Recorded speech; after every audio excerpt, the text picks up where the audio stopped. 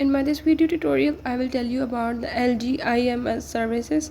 So if in your device Samsung, you are having problem related to the LG IMS service, like it stopped working or keeps stopping again and again, you can easily fix this by the methods I will show you in my this video tutorial.